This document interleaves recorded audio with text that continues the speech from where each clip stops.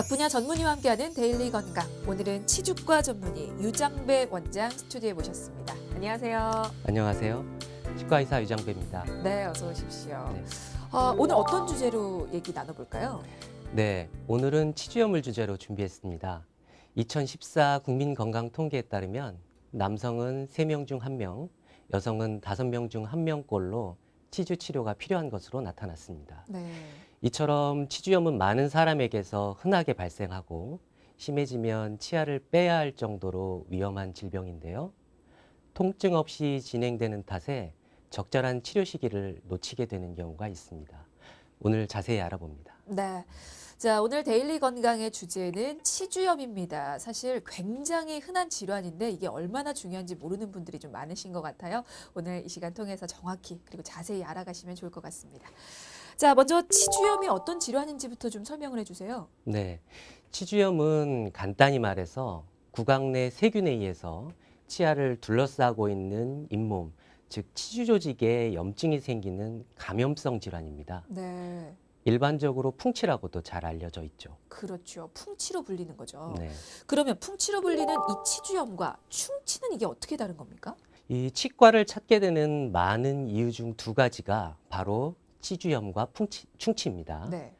2가지는 질환이 발생하는 장소가 다르다는 것이 가장 큰 차이라고 할 수 있는데요. 충치는 치아 자체에 우식이 생기는 것으로 육안으로도 검게 확인되기도 하고 병이 진행될수록 시리고 아픈 증상이 심해져서 비교적 조기 발견이 가능한 반면에 네. 치주염은 치아를 둘러싸고 있는 잇몸에 염증이 발생하고 붓고 가라앉기를 천천히 반복하는 만성으로 진행되는 경우가 많기 때문에 통증을 느껴서 치과를 찾았을 때는 이미 중증으로 병이 진행된 경우가 많습니다. 그렇군요. 네, 사실 이게 치주염이 굉장히 흔한 질환인데 요즘에 인터넷 정말 많이 발전을 했잖아요. 네. 그래서 정확한 정보인지 아닌지 사실 모르겠습니다. 그런 속설들 좀 이 시간 통해서 여쭤볼게요, 몇 가지만. 치주염이 나이가 들면서 자연스럽게 생기는 질환이라고 얘기를 하시기도 하거든요. 이게 그리고 모두에게 생긴다고 하는데 이게 사실인지. 그렇지는 않습니다. 치주염은 세균에 의한 감염성 질환이기 때문에 나이와는 직접적인 관련이 없습니다. 아, 네. 치주염을 일으키는 치석, 치태 등의 국소인자 관리를 소홀히 하시면 젊은 나이에도 치주염이 걸릴 수 있죠. 따라서 나이가 든다고 해서 모두 치주염이 생기는 것은 아닙니다.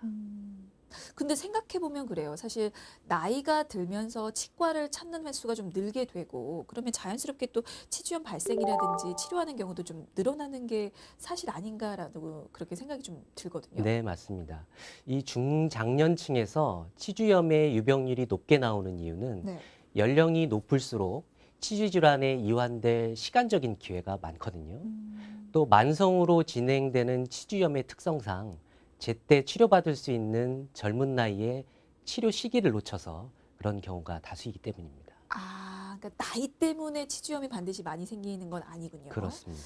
알겠습니다. 또 어떤 분들은 그런 말씀을 또 하십니다. 치주염은 스케일링만 잘해도 이게 치료가 가능하다라고 하는데 이건 사실일까요? 아니면 오해일까요? 아닙니다. 요거는 제가 강조드리고 싶은 건데요. 네네. 이미 치주염이 시작되었거나 꽤 진행된 경우는 스케일링만으로는 치료가 충분치 않습니다.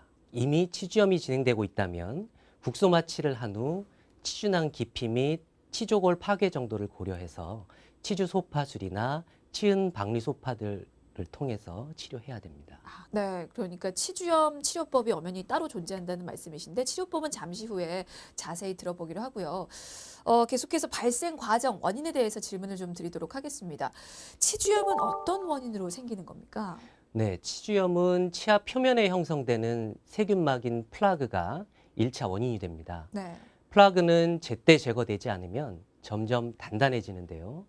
또 이것이 치석이 되고요. 치석이 커지면 잇몸과 치아 사이의 틈으로 침투하게 되는데 이 치면 열구라고 부르는 이 틈으로 침투한 치석은 처음은 치아 표면에 생겼던 치석보다 더욱 공격적이고 강력한 성질을 띠게 돼서 바로 근처에 있는 치주 인대와 잇몸 뼈까지 번져나가 파괴되게 되죠. 그러니까 플라그가 쌓여서 치석이 되면 이게 치주염의 원인이 되는군요. 그렇죠. 치석에 붙은 세균들, 그다음에 잇몸 속에 들어있는 치석들에 의한 세균들은 위에 있는 세균들보다 더욱더 공격적인 성향을 띠게 되는 거죠. 그렇군요. 이게 이제 직접적인 원인은 그러면 치석에 있는 세균이라는 말씀이신데 네. 혹시 다른 질환과 치주염과의 연관성은 없습니까? 당뇨 질환을 가지고 계신다면 외부 균으로부터 우리 몸을 방어하는 그 백혈구의 움직임이 둔화되고요. 네. 침 속의 당 성분이 높아집니다. 이는 곧 세균 활동이 왕성해지는 결과로 이어져서 치주염의 발생 가능성이 높아지게 되죠. 네. 그래서 평소 당뇨, 호르몬 질환 등을 앓고 계시거나 임신부, 흡연자의 경우에는 특히 잇몸 관리에 더욱 신경을 쓰셔야 합니다. 아, 저도 지금 조심해야 할 때네요. 더욱 조심하시면 좋습니다. 네. 지금 말씀해 주신 질환 말고 또 어떤 질환과 연관성이 있을 수 있습니까? 치주염과 심혈관계 질환도 역시 확인할 필요가 있는데요. 네. 치주병과 심혈관 질환자의 위험 요소는 일치하는 부분이 많습니다. 나이, 성별, 스트레스, 흡연 등이 그것인데요.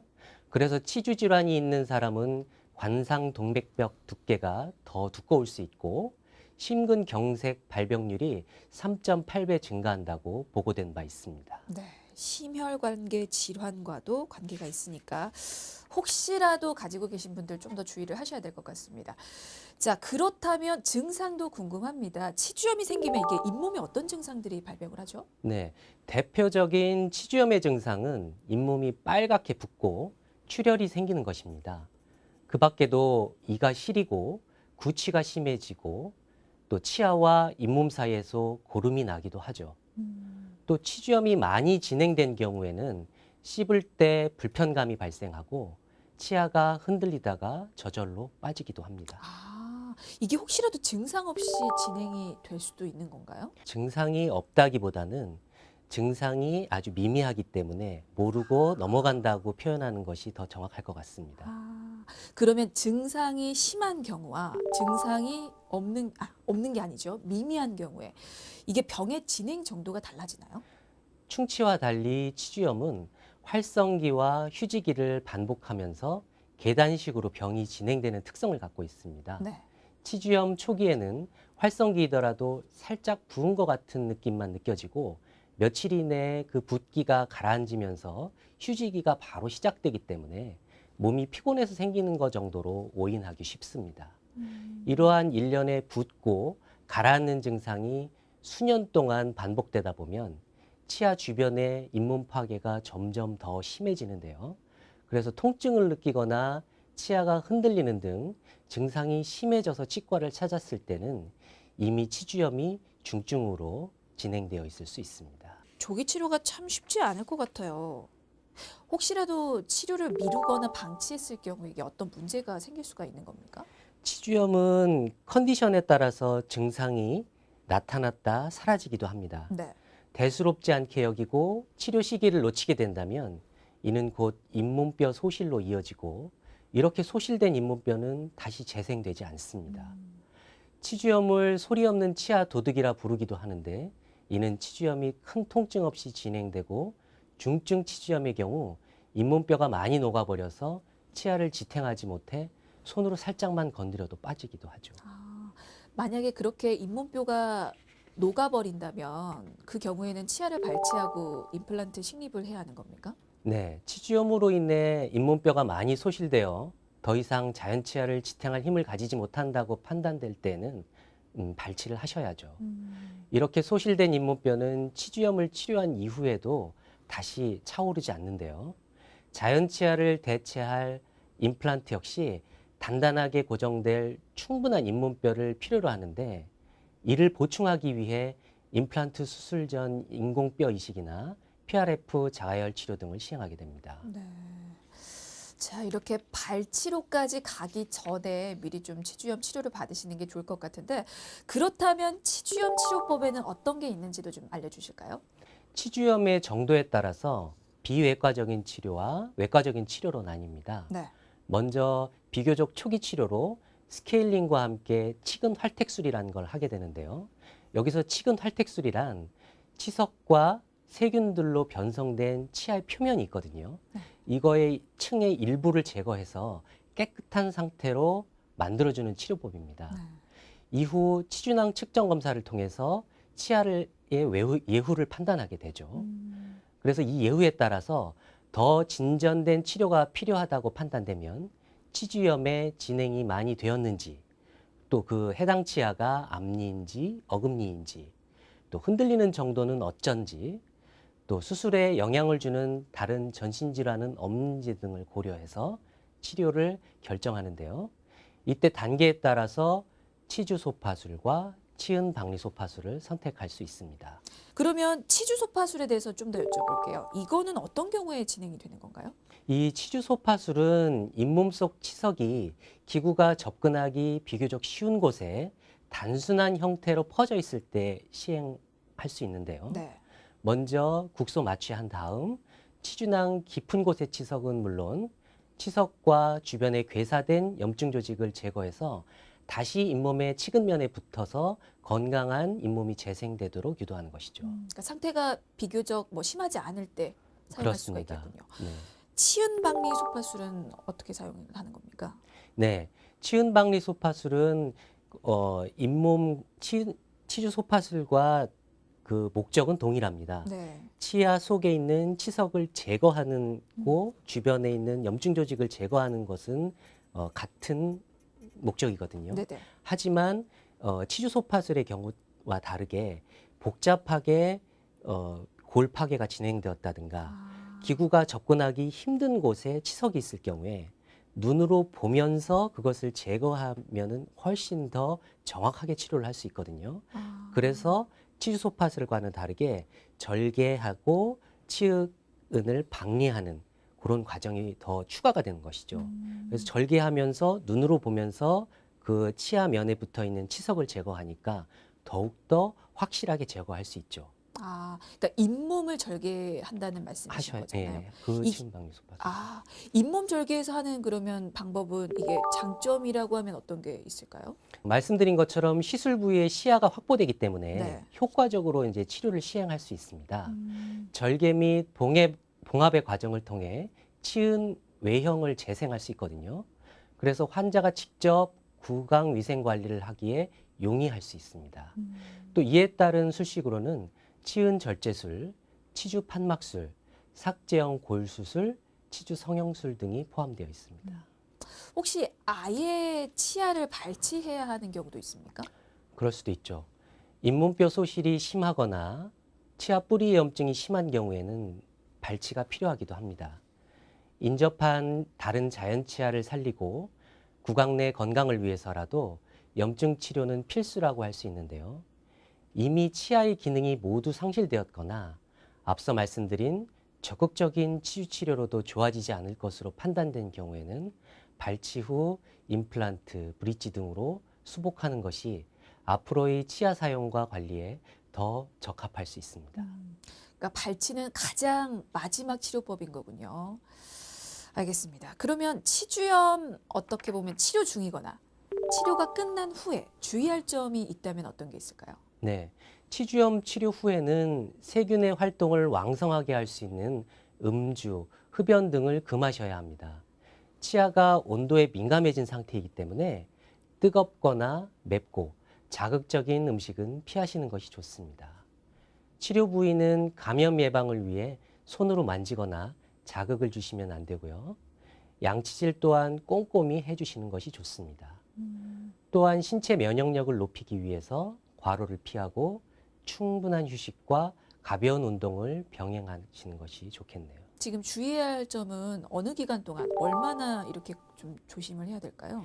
대부분 치료 받으신 후에 일주일에서 2주 정도 특히 주의해 주셔야 되고요. 네. 잇몸 관리나 이런 것들은 평생 관리해 주시는 게 좋겠죠. 알겠습니다. 그리고 또 하나 제가 환자 입장에서 좀 여쭤보고 싶은 건 사실 어떤 치료든 부작용이라든지 합병증은 생길 수 있기 때문에 혹시 치주염 치료 후에도 그런 부작용이라든지 합병증이 생길 수가 있는지 있다면 어떤 문제들이 생길 수 있는지 좀 여쭤보고 싶어요. 치주염 치료 후에는 부어있던 잇몸이 가라앉고 치석이 제거돼서 전체적으로 잇몸이 내려간 것처럼 느껴지실 수가 있어요. 네. 그래서 또한 치아 사이의 틈도 예전보다 더욱더 벌어져 보일 수도 있습니다. 근데 이것은 치료가 잘 되어서 현재 잇몸 높이로 잇몸이 치유되었음을 보여주는 반증이기도 한데요. 때로는 치아 사이로 음식물이 잘 끼고 시린 느낌을 받기도 합니다. 이때는 치아 사이로 다시 세균 덩어리인 치석이 생기지 않도록 식사 후 양치질, 치실, 또 치간 칫솔 사용 등의 유지 관리 치료를 해주시는 것이 필요한데요. 치주 치료 후 생기는 단순한 시림 증상은 잇몸 관리를 잘 해주실 경우 시간이 지나면 한 달에서 2달 정도 경과하면서 점차 회복됩니다. 그렇군요. 근데 사실 치주염도 그렇잖아요. 한번 치료를 했다고 해서 또 아예 재발하지 말란 법은 없기 때문에 재발을 막을 수 있는 어떤 방법이 있다면 그것도 좀 귀뜸을 해주실까요? 네, 힘든 잇몸 수술을 하신 다음엔 네. 유지 관리를 통해서 재발을 막을 수 있는데요. 환자의 상태에 따라서 3개월에서 많게는 1년에 한 번 정도씩의 주기로 치과에 내원해서 치석, 치태를 제거하고 관리하는 것을 유지 관리 치료라고 합니다. 네. 이런 유지 관리 치료를 받은 환자에게서 치아 상실률이 감소하고 장기적으로 치주병 예방에 큰 도움이 되며 치주병이 이미 있었던 분들의 경우에는 재발을 방지하거나 유병률을 줄일 수 있습니다. 알겠습니다. 그리고 끝으로 예방법도 좀 여쭤보고 싶어요. 치주염 예방법 있으면 마지막으로 한 말씀 부탁드리겠습니다. 한 번 발생한 치주염은 언제든 다시 발생할 수 있습니다. 대표적인 만성 질환인 치주염을 예방하기 위해서는 잇몸에 좋은 관리 습관을 익히는 것이 필요한데요. 식사 후 그리고 특히 잠들기 전에는 반드시 양치질을 해서 잇몸에 좋다고 알려져 있는 바스법이나 변형 바스법들의 입솔질 방법을 사용하시는 것도 좋습니다. 또한 치실과 치관 칫솔을 사용하시는 것 또한 치주염의 원인이 되는 프라그 제거에 도움이 됩니다. 네, 알겠습니다. 자, 오늘 데일리 건강 치주염에 대해서 살펴봤는데요. 이 치아는 우리가 평생 써야 하는 거잖아요. 그만큼 아주 건강하게 쓰기 위해서는 원인이 될 수 있는 치주염에 대해서도 한번 주의 깊게 살펴보는 게 좋을 것 같습니다. 자, 지금까지 치주과 전문의 유장배 원장이셨습니다. 말씀 감사합니다. 감사합니다.